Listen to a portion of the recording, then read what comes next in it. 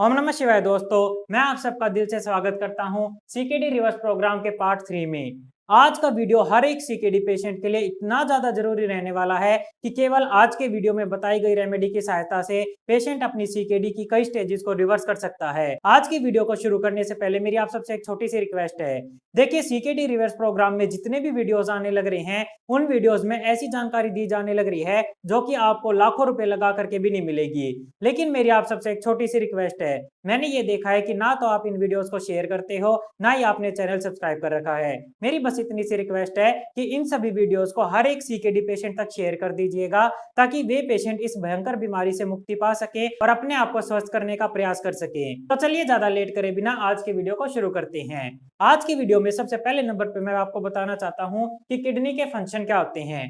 देखिए, किडनी के फंक्शन के बारे में डिटेल एक्सप्लेनेशन मैंने पिछले पार्ट में दे रखी है। उन पार्ट का लिंक मैं नीचे डिस्क्रिप्शन में दे दूंगा, आप उन पार्ट को देख करके डिटेल में जानकारी प्राप्त कर सकते हो। लेकिन आज की वीडियो में मैं मुख्य तौर पे केवल एक फंक्शन की बात करना चाहता हूं, जिस फंक्शन को अगर हम समझ जाते हैं और उसको कंट्रोल में रखना सीख लेते हैं तो हम अपनी सीकेडी को रिवर्स करने की तरफ जा सकते हैं। और वो फंक्शन है कि किडनी हमारे शरीर में मेटाबॉलिक एसिडोसिस को रेगुलेट करने का, उसको कंट्रोल करने का काम करती है। ये होता क्या है इसके बारे में मैं डिटेल में एक्सप्लेनेशन थोड़ी आगे दूंगा। लेकिन मैं आपको एक बात बताना चाहता हूं, क्या आप सभी ये जानते हो कि हमारा जो पेट होता है वो डेली कम से कम 2 लीटर की मात्रा में एसिड प्रोड्यूस करता है। ये एसिड इतना ज्यादा खतरनाक होता है कि अगर उसको कंट्रोल ना करा जाए, उसको काबू में ना रखा जाए तो वो अंदर के सारे ऑर्गन्स को जला सकता है। ये एसिड हमारे खाने को पचाने में सहायता करता है और खाने को पचाने के बाद धीरे धीरे करके हमारे नीचे की तरफ स्मॉल इंटेस्टाइन और लार्ज इंटेस्टाइन में जाता है और इसी एसिड को हमारी किडनी न्यूट्रलाइज करने का काम करती है। क्योंकि अगर ये एसिड ज्यादा मात्रा में हमारे शरीर में, हमारे ब्लड में चला जाएगा तो ये भयंकर बीमारियां और पूरे के पूरे शरीर को नुकसान पहुंचा सकता है। अब मैं आपको बताता हूं कि हमारी किडनी ऐसा काम करती कैसे है। हमारी किडनी के कई फंक्शन होते हैं, जैसे कि यूरिन को लेकर के आना, शरीर में से टॉक्सिन को रिमूव करना, खून बनाने में सहायता करना। उसके साथ किडनी का एक मुख्य फंक्शन भी होता है, वो फंक्शन होता है सोडियम बाइकार्बोनेट को रीअब्सॉर्ब करना और उसको जनरेट करना। अब सोडियम बाइकार्बोनेट क्या होता है? ये एक ऐसा केमिकल होता है जो कि हमारी बॉडी के अंदर में एल्कलिनिटी को प्रोड्यूस करता है। ये बढ़े हुए एसिड के साथ में मिलकर के उसको न्यूट्रलाइज करके वहां पर एल्कलिनिटी प्रोड्यूस करने का काम करता है। इसको प्रोड्यूस करने का मुख्य काम पैनक्रियाज का होता है और हमारी किडनी क्या करती है, इसको एब्जॉर्ब करके ब्लड में पहुंचाती है ताकि बढ़े हुए एसिड को न्यूट्रलाइज किया जा सके। उसके साथ साथ हमारी किडनी इसको जनरेट भी करती है। तो अब आप समझ चुके होंगे कि किस प्रकार हमारी जो किडनी होती है वो बढ़े हुए एसिड को कम करती है। हमारी किडनी सोडियम बाइकार्बोनेट को जनरेट करेगी, उसको रीअब्सॉर्ब करेगी, उसको ब्लड में पहुंचाएगी और ब्लड में जो एसिड लेवल बढ़ा होगा उसको न्यूट्रलाइज करके नॉर्मल लेवल में ले आएगी। इस प्रकार हमारी किडनी एसिडिटी को कंट्रोल करने में, मेटाबॉलिक एसिडोसिस को कंट्रोल करने में बहुत ही महत्वपूर्ण सहायता निभाती है। आशा करता हूं कि आप इन सभी बातों को समझ चुके होंगे, क्योंकि आगे की जो मैं इंफॉर्मेशन देने वाला हूं वो बहुत ज्यादा जरूरी रहने वाली है। अब मेटाबॉलिक एसिडोसिस क्या होता है, इस बात को ध्यान से सुनिएगा। हमारे ब्लड के अंदर में अगर बहुत ज्यादा एसिड हो जाता है तो उसी प्रक्रिया को मेटाबॉलिक एसिडोसिस कहते हैं। ये एसिड प्रोड्यूस तो हमारे स्टमक में होता है, लेकिन जब ये खाने को डाइजेस्ट करके खाने के साथ में हमारे इंटेस्टाइन में जाता है तो इंटेस्टाइन उसको एब्जॉर्ब करके ब्लड में पहुंचा देती है। अगर ब्लड के अंदर ये एसिड बहुत ज्यादा हो जाता है तो उसी प्रक्रिया को मेटाबॉलिक एसिडोसिस कहते हैं। जितना ज्यादा मेटाबॉलिक एसिडोसिस होगा किसी भी किडनी पेशेंट की, उतनी जल्दी सीकेडी की स्टेजेस बढ़ेंगी। यानी कि इन दोनों में डायरेक्ट रिलेशन होता है। ज्यादा मेटाबॉलिक एसिडोसिस, ज्यादा किडनी खराब होने की स्पीड। कम मेटाबॉलिक एसिडोसिस, कम सीकेडी खराब होने की स्पीड। नो मेटाबॉलिक एसिडोसिस यानी कि हमने सीकेडी को प्रिवेंट कर दिया और उसके बढ़ने की स्पीड को कंट्रोल कर दिया। इसके साथ साथ मैं आपको बताना चाहूंगा कि मेटाबॉलिक एसिडोसिस अगर हमारे शरीर में ज्यादा हो जाता है, अगर हमारे ब्लड में एसिडिटी का लेवल बढ़ जाता है तो उस एसिडिटी के लेवल को कंट्रोल करने के लिए हमारा शरीर इमरजेंसी अलर्ट कर देता है। इमरजेंसी अलर्ट में हमारा शरीर बोन्स में से कैल्शियम को एब्जॉर्ब करके, मिनरल्स को एब्जॉर्ब करके ब्लड में पहुंचाने लग जाता है, जिसकी सहायता से ब्लड के अंदर तो एसिडिटी लेवल कम हो जाता है लेकिन हमारी हड्डियां कमजोर हो जाती है। आमतौर पे आपने ये देखा होगा, बहुत सारे सीकेडी पेशेंट ये कंप्लेन करते हैं, सर मेरे पैरों में बहुत ज्यादा दर्द हो रहा है, सर मेरे सारे शरीर में दर्द होने लग रहा है। ऐसा इस वजह से क्योंकि उसने अपने ट्रीटमेंट में मेटाबॉलिक एसिडोसिस का, सोडियम बाइकार्बोनेट का ध्यान नहीं रखा है। उसके शरीर में एसिडिटी ज्यादा बढ़ती चली गई, उसका ब्लड एसिडिक होता चला गया और उसके शरीर ने इमरजेंसी में उसके ब्लड के एसिडिटी को कम करने के लिए बोन्स में से कैल्शियम और मिनरल्स को एब्जॉर्ब कर लिया, जिसकी वजह से उसकी बोन्स कमजोर हो गई और अब उसको सारे शरीर में दर्द होने लग रहा है। आप इस बात को समझ चुके होंगे कि मैंने कितना गुड ज्ञान दे दिया है आपको। अगर पेशेंट अपने मेटाबॉलिक एसिडोसिस को ध्यान में रखता है तो वो बॉडी पेन से और कई प्रकार की इमरजेंसी दिक्कतों से बच सकता है, जिसके बारे में आगे मैं आपको डिटेल में बताऊंगा।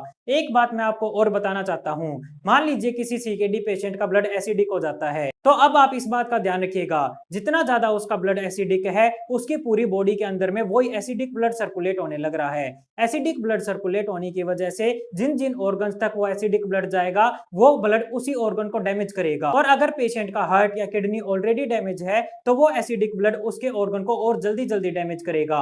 इसी वजह से मैंने आपको बताया था कि more metabolic acidosis faster CKD damage. अब मैं आपको बताता हूं कि किस प्रकार आप मेटाबॉलिक एसिडोसिस को चेक कर सकते हो, उसको कंट्रोल में रख सकते हो और अपने आप को इस भयंकर बीमारी से ठीक करने की तरफ पहला कदम उठा सकते हो।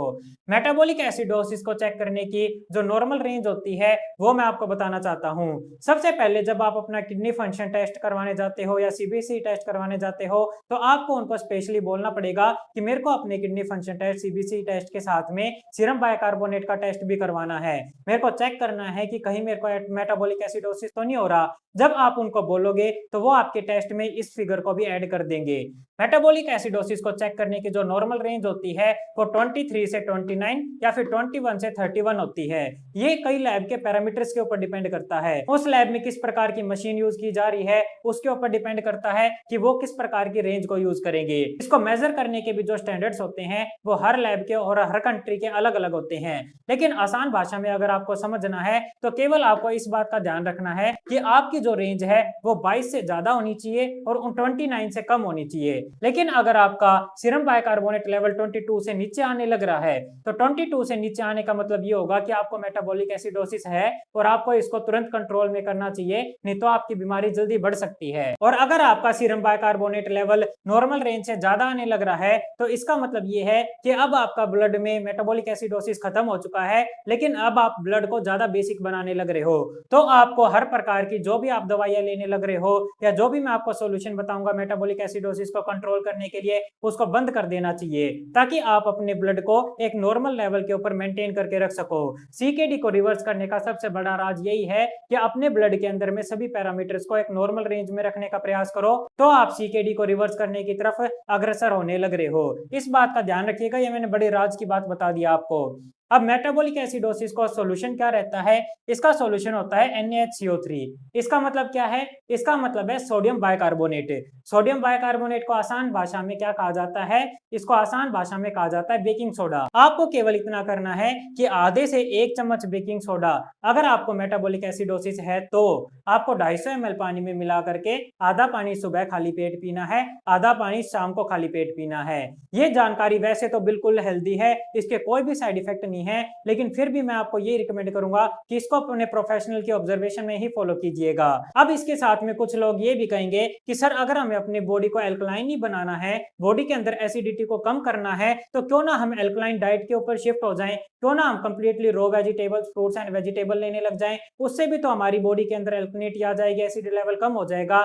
आप बिल्कुल ठीक कहने लग रहे हो, आप बॉडी को एल्कलाइन डाइट के ऊपर शिफ्ट करके भी मेटाबॉलिक एसिडोसिस को कम कर सकते हो, लेकिन एल्कलाइन डाइट के अंदर में सबसे बड़ी समस्या ये आती है कि इसके अंदर पोटेशियम फास्फोरस की मात्रा ज्यादा होती है, जिसकी वजह से अगर स्टेज 1 और 2 के पेशेंट अगर एल्कलाइन डाइट के ऊपर शिफ्ट होते हैं तो फिर उन पेशेंट को बेकिंग सोडा यानी कि सोडियम बाइकार्बोनेट लेने की आवश्यकता नहीं पड़ेगी, केवल एल्कलाइन डाइट से ही वे मेटाबॉलिक एसिडोसिस को खत्म कर सकते हैं। लेकिन अगर किसी के स्टेज 3, 4, 5 में है तो उनको अपनी मेटाबॉलिक एसिडोसिस के साथ में पोटेशियम, फास्फोरस और बाकी के पैरामीटर्स को भी देखना पड़ेगा। उस केस में अगर पेशेंट का पोटेशियम हायर साइड में जा रहा है तो पेशेंट को एल्कलाइन डाइट के ऊपर नहीं रखा जा सकता है, उसमें फिर पेशेंट को बेकिंग सोडा ज्यादा फायदा पहुंचाएगा। मेरी इस बात का ध्यान रखिएगा, ये सेफ्टी मेजर्स कोई नहीं बताता है। आप अगर महीने का 21,000 रुपए का भी ट्रीटमेंट लोगे तो भी ये सावधानियां कोई नहीं बताने वाला आपको।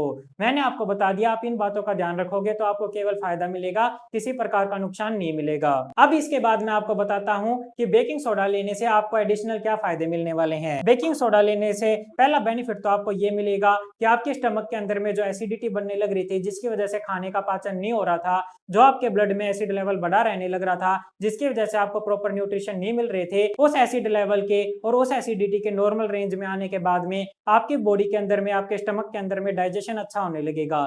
डाइजेशन अच्छा होने लगेगा तो आपकी बॉडी हर प्रकार के विटामिन, मिनरल्स, प्रोटीन को अच्छे से एब्जॉर्ब कर पाएगी, जिसकी वजह से आपके शरीर में ताकत आने लगेगी, आपकी कमजोरी दूर हो जाएगी और आपको जो प्रॉपर न्यूट्रिशन चाहिए था वो मिलने लगेगा। दूसरा फायदा आपको ये मिलेगा कि अगर मेटाबॉलिक एसिडोसिस बहुत ज्यादा हो जाता है तो पेशेंट को all of a sudden heart attack भी आ सकता है, यानी कि ये छोटी सी रेमेडी आपकी हार्ट अटैक से भी रक्षा करने वाली है। तीसरा बेनिफिट आपको ये मिलेगा कि ये छोटी सी रेमेडी आपकी सीकेडी की बढ़ने की स्पीड को कम कर देगी और अगर आप मेरी बताई गई चीजों को ध्यान से सुनने लग रहे हो और उनको गौर करने लग रहे हो तो ये छोटी सी रेमेडी आपकी सीकेडी को रिवर्स करने में भी बहुत चमत्कारी फायदा दे देगी। अब इसके साथ मैं आखिर में एक बात और कहना चाहता हूँ, ये सीकेडी रिवर्स प्रोग्राम बहुत मिरेकुलस प्रोग्राम है, ये आपके बहुत ज्यादा काम आने वाला है, लेकिन फिर भी मैं आपको ये रिकमेंड करता हूं कि अगर आपको दिक्कत ज्यादा आने लग रही है तो आप ऑब्जर्वेशन में ही ट्रीटमेंट को फॉलो कीजिएगा।